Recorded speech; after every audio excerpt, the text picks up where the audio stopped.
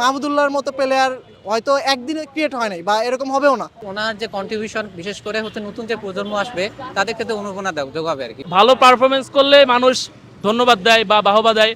যখন একজন প্লেয়ার খারাপ পারফরমেন্স করে তখন ওইটারে অনেক নিচে নামায় ফেলায়। তাদের যে পাঁচজন ছিল পঞ্চরূপ ছিল তাদের আরো ভালো করে বিদায় দেওয়া উচিত ছিল। সমালোচনা তো হবেই, সে ক্রিকেটার, তার সমালোচনা, তার ফ্যান আছে, হেটার আছে, সবই আছে।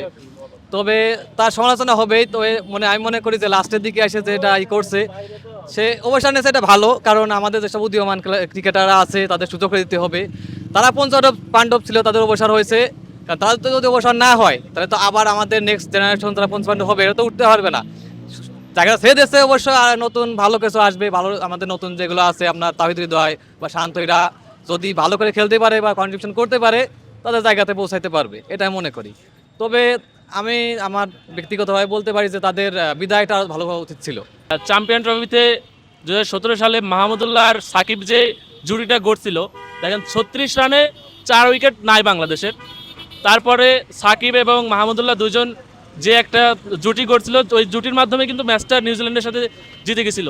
জেতার পরে আমরা আমাদের বাংলাদেশ সেমিফাইনালে গেছিল। আমার সব থেকে এই জিনিসটাই বেশি মনে পড়ে। বাংলাদেশ ক্রিকেট আজকে যে পর্যায়ে আসছে এটার জন্য মাহমুদুল্লাহ, সাকিব, মাশরাফি, তামিম সবারই অবদান আছে। এখন আমাদের দেশে হয় কি, জিনিসটা ভালো পারফরমেন্স করলে মানুষ ধন্যবাদ দেয় বা বাহবা দেয়।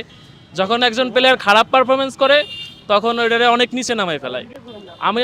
আমার ব্যক্তিগত অপিনিয়ন যেটা, এদেরকে সম্মানের সাথে বিদায় দেওয়া।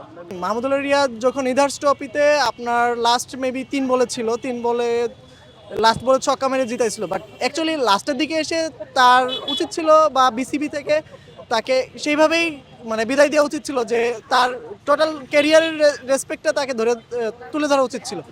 শুধু মাহমুদুল্লাহ না, দেখেন মাশরাফি, মুশফিক, সাকিব, কারোর ক্ষেত্রে জিনিসটা টোটালি ওইভাবে হয় নাই।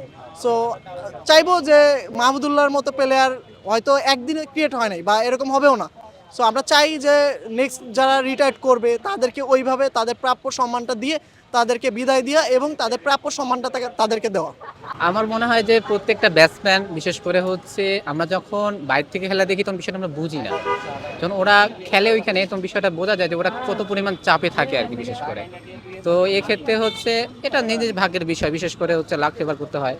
আর উনি যে সিনিয়র প্লেয়ার, উনি যে একটা হচ্ছে আমাদের টিমের সাথে যে সংযুক্ত ছিলেন, এটাই বলা যায় অনেক পাওয়া। বিশেষ করে আমাদের নতুন প্রজন্ম যারা ছিল এখানে তাদের অনেকটাই সাহস যোগাচ্ছে আর কি এই বিষয়টা নিয়ে। ওনার যে কন্ট্রিবিউশন বিশেষ করে হচ্ছে নতুন যে প্রজন্ম আসবে তাদের ক্ষেত্রে অনুপ্রেরণা যোগাবে আর কি। বিশেষ করে উনি অনেক সিনিয়র প্লেয়ার, অনেক দিন থেকে উনি খেলতেছে। সো ওনার হচ্ছে মাঠের সম্পর্কে অনেক অভিজ্ঞ উনি, এবং এই বিষয়ে সব ওনার জানা আছে। আমার মনে হয় ওনার থেকে নতুন প্রজন্ম অনেক কিছু শেখার আছে আর কি। এবং উনি অবসর যাওয়ার পরও বিশেষ করে হচ্ছে বাংলাদেশ ক্রিকেটের সাথে সংযোগ থাকলে আমার মনে হয় বাংলাদেশ ক্রিকেটটা অনেক দূর এগিয়ে যাবে আর কি।